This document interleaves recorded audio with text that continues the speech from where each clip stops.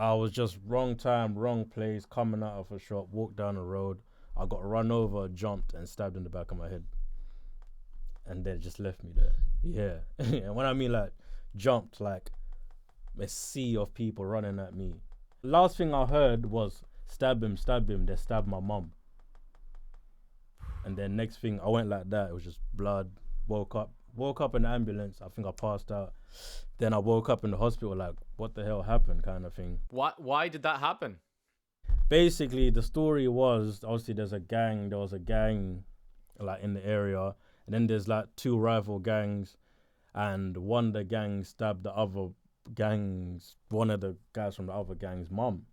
Like they actually knocked on the door, the mum answered the door, and then they stabbed them. And then obviously the other gang was trying to retaliate, so they were just patrolling around the area, and they saw me. And if you see someone around the area, they just probably assumed that I was involved with the other gang. And it's just one of them things. The craziest thing about the situation is that I knew, like I've always been just like a popular person around my area because of like music. I've always been making music.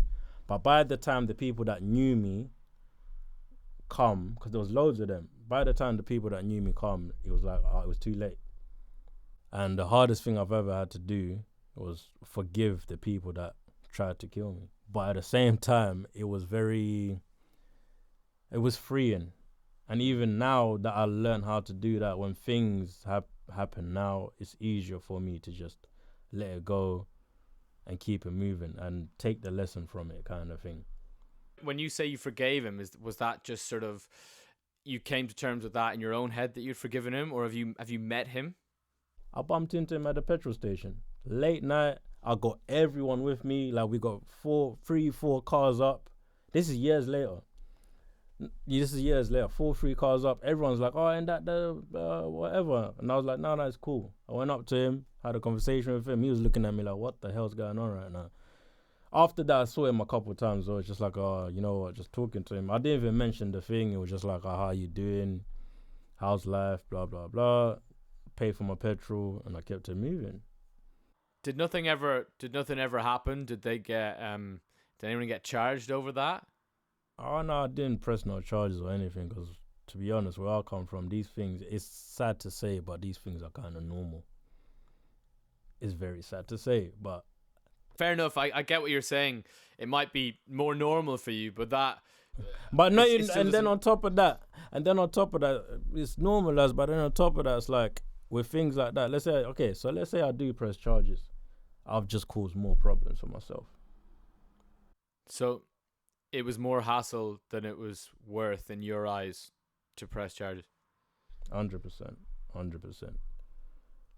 So what happens? You just sort of get on with life, and they get on with life, and you just get on it. Let's get on with it. I'm not gonna lie. It's something I had to, as much as I let it go or whatnot.